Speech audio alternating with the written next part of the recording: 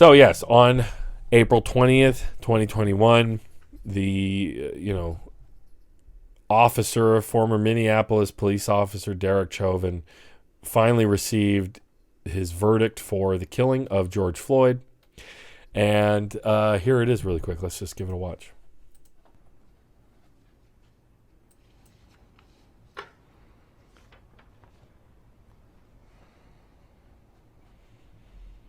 Come on, Judge. Oh, let's see. Sorry, I had to skip ahead. District Court, 4th Judicial District, State of Minnesota Plaintiff versus Derek Michael Chauvin, Defendant. Verdict, Count 1. Court file number 27, CR 20-12646. We, the jury, in the above entitled matter as to Count 1. Guys, I got to run and take care of something really quick. You watch Chauvin hear, his the rest of his life be put behind bars, and I will be right back. Intentional second-degree murder while committing a felony. Find the defendant guilty. This verdict agreed to this 20th day of April, 2021 at 1:44 p.m. Signed, juror foreperson, juror number 19. Same caption, verdict count 2. We, the jury, in the above entitled matter as to count 2, third-degree murder, perpetrating an eminently dangerous act, find the defendant guilty. This verdict agreed to this 20th day of April, 2021 at 1:45 p.m. Signed by jury foreperson, juror number 19. Same caption, verdict count 3. We, the jury, in the above entitled matter as to count 3, second-degree manslaughter, culpable negligence, creating an unreasonable risk, find the defendant guilty. This verdict agreed to this 20th day of April, 2021 at 1:45 p.m. Jury foreperson 019. Members of the jury, I'm now going to ask you individually if these are your true and correct verdicts. Please respond yes or no. Juror number 2, are these your true and correct verdicts? Yes. Juror number 9, are these your true and correct verdicts? Yes. Juror number 19, are these your true and correct verdicts? Yes. Juror number 27, are these your true and correct verdicts? Yes. Juror number 44, are these your true and correct verdicts? Yes. Juror number 52, are these your true and correct verdicts? Yes. Juror number 55, are these your true and correct verdicts? Yes. Juror number 79, are these your true and correct verdicts? Yes. Juror number 85, are these your true and correct verdicts? Yes. Juror number 89, are these your true and correct verdicts? Yes. Juror number 91, are these your true and correct verdicts? Yes. Juror number 92, are these your true and correct verdicts? Yes. Are these your verdicts? So say you one, so say you all. Yes. Members of the jury, I find that the verdicts as read reflect the will of the jury and will be filed accordingly. I have to thank you on behalf of the people of the state of Minnesota for not only jury service, but heavy-duty jury service. What I'm going to ask you to do now is to follow the deputy back into your usual room, and I will join you in a few minutes to answer questions and to advise you further. So I'm going to skip ahead. Handed to the custody of the Hennepin County Sheriff. Anything further? All right. Thank you. So, led away in handcuffs. A surprising lack of reaction from him. I kind of tend to think he knew exactly what was going to happen. We're adjourned. What do y'all think? It shouldn't be a surprise to anybody that Derek Chauvin was found guilty. It shouldn't be...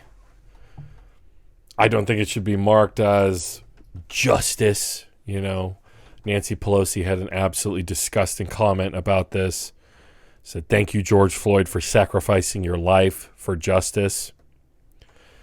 The only reason this justice system did anything was, against Derek Chauvin was because he murdered George Floyd. George Floyd didn't sacrifice his life. It was stolen from him. There was justice. The multiple complaints against Derek Chauvin before he ever encountered George Floyd that day would have been something would have been done about that. He would have been held accountable. He would have been taken off the street. He would have been, make him a fucking janitor or whatever at the precinct. Make him a desk jockey, or fire him entirely. But the thing about the Chauvin trial is that the blue wall of silence, as they call it, fell because it was such an obvious case. It was such an obvious situation that it was a murder we all witnessed, you and I together. The whole entire nation watched because of the bravery of a 17-year-old girl who filmed it. You know, these people who witnessed the crime cried on the bench saying they felt they let George Floyd down by not trying to stop the police officers who get to act with total impunity in our nation. And what's the excuse that's always made? And of course, we have to mention that the day this happened, the day that Chauvin was, what's the word I'm looking for? The day that Chauvin was convicted, there was another shooting of Ma'Khia Bryant, who was 16 years old, at an altercation in front of her house. Yeah, she did have a knife and she lunged at other people. But again, it's a child who's dead because the deference that's always given to police officers is they have to make split-second decisions. And more often than not, those split-second, I wouldn't say more often than not, but quite often, those split-second decisions involve shooting people, acting as judge, jury, and executioner in one moment. You know, extrajudicial executions that happen throughout the United States on our streets. And it's something that, I've gotten in arguments recently with people where they're, it's always like triggered white guys who are like, I call them bro flakes actually, but they, they say, oh, why is this always become a racial thing? Because the cops kill white people too. The cops kill all sorts of people every day. There's so many body cam videos now. Just people with mental illness shot dead. A man was shot to death 2 blocks from where I sit. He had a knife and he lunged at the police, but you know what he was doing when they shot him? He was stabbing himself. He was in the middle of a mental break. And he was holding the knife to his own neck. And he started, lunging forward, but he was stabbing himself. This was years ago in Santa Maria. But, this is this long, I talked about it last week, it's this long rolling crisis of police violence. And white people, such as myself and a lot of people I know watching, we need to be real about the disproportionate effect that modern policing has on people of color. You know how many times I've been pulled over in my life? I can count it on one hand. One hand. That's not the case for most people of color. And if you live in a impoverished area, you definitely know you're over-policed. Your encounters with police are going to be greater in number and usually in intensity. I've told some of my cop stories before and how easy it was for me to, as a white guy to get out of them. One time, okay, here's one I forgot. One time it was like 2 or 3 in the morning. Me and all my friends who I was like 18 or 19 at the time. We had been at a friend's house late, people smoking weed, people drinking. I had nothing to drink that night. I don't really like to drink. And so I would always volunteer to drive people home because I was the guy who didn't like to drink. And all my friends were drunk. All of them, every single one. And, to varying levels, of course. And one was completely just smashed. And these guys in my car are 19, 20. Nobody's 21. Maybe, I don't think anybody in the car was over the age of 21. But this cop sees me driving by. This is the only thing that would get me pulled over, right? Is in my little car are 4 other dudes. So like literally every available seat in my little crappy car I had. Ford Escort, 96 Ford Escort. And due to my passenger 3 in the back, it's 3 or whatever in the morning, and I'm driving, a bunch of young guys all packed into a car. So this cop pulls me over, and I get over. One of my friends, Valor, you know who it is. You know very well who it is. Gets up after we've stopped in the back seat, turns around, is on his knees, and drunkenly is staring out the back window. And all of us are like, Jesus, sit down, you moron, And he's like, what is it, And then the cop comes up, and he goes, what's going on, buddy? What's going on here tonight? And, what do people always hear that, to stay alive when you're talking to the police? I said, I was honest. So I was like, hello, officer, we're coming from a party, and he's like, where? And I was like, oh, I don't know the address. He's like, what street? And I was like, I can't remember the name. I could tell you what area. It was over here and that, near that place and this thing. And he was like, oh, well, have you been drinking? I said, no, sir. I didn't drink a drop. I'm the driver. I'm driving. These guys have drank. All my friends got all freaked out. Like, what? You're telling them? They got all freaked out. I said, no, I'm driving. I'm the guy who drives because I don't drink at all. They have, though. I'm taking them home. And he shines a light in all their faces. How old are you? 19. How old are you? 20. How old are you? 19. And he goes, well, you guys are underage drinking? And like the one friend who had sat up was like, officer, this is all, it's just okay. It's a thing, man. We're just all being the stuff. And, I said, and, I think if somebody started elbowing him in the ribs, and I just said, officer, I was like, I didn't control what they did. I didn't bring them there to do that. I just recognized that people needed rides home, and I volunteered. And I said, they live right up the street. I'm taking them home, then I'm going home. And he went, well, okay, then you get out of here and you do that, right? So that's the kind of experience I've had with police. I didn't end up face down on the sidewalk with handcuffs on. He didn't search my car, even though laws were obviously being broken. These guys, all my passengers, had engaged in underage drinking. He didn't pull any of them out of the car. Pretty much everybody there is white. And, didn't rifle through their pockets, which might have had... at the time, not recreational, or maybe possibly medical. They didn't have any cards. Marijuana on them, and all of that. So that's the reality of policing in this country. That's what people deal with, and the reality of police murder is ongoing all the time. It happened again in North Carolina just recently. After police kill a black man in North Carolina, a community calls for authorities to release the body cam footage. Absolutely insane. A black man was fatally shot by a sheriff's deputy in Elizabeth City, North Carolina, as police were attempting to arrest him Wednesday, authorities said, sparking more protests as the community is demanding answers on a police death with few details. This is where it gets suspicious. At least 3 officers involved in the shooting resigned Friday, according to local news reports. They resigned. The Pasquotank County Sheriff's Office is being pressed to release the body cam footage of the police encounter that killed Andrew Brown Jr., 42, after declining to share much information about the events that resulted in the shooting.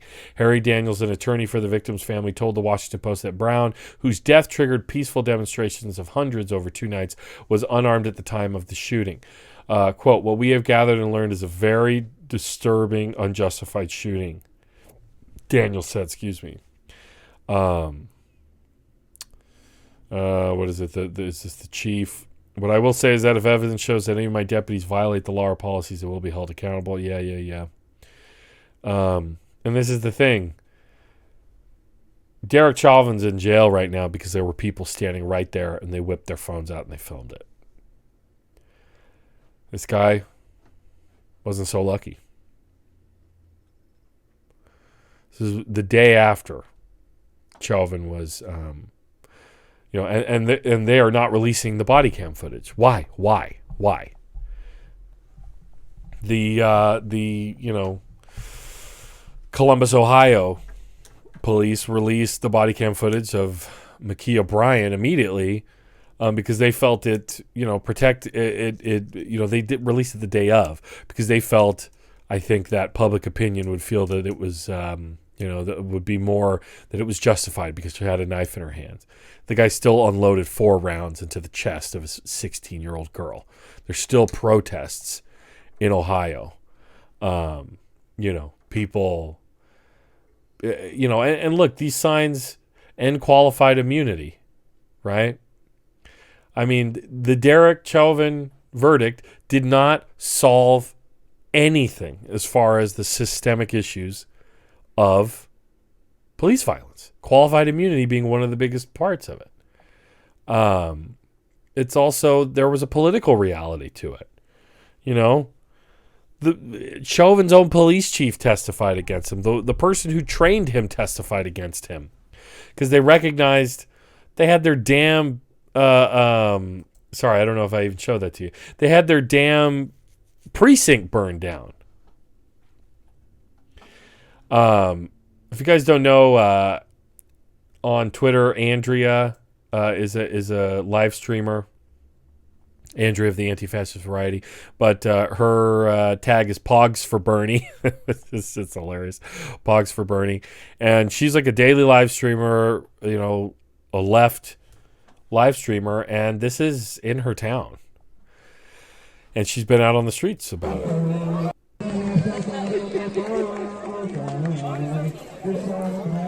And the protests, as the article noted, have been entirely peaceful.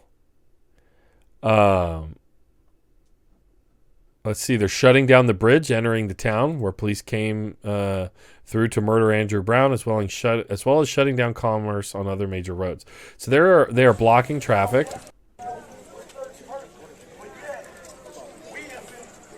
I don't see any violence. Do you? Do you guys?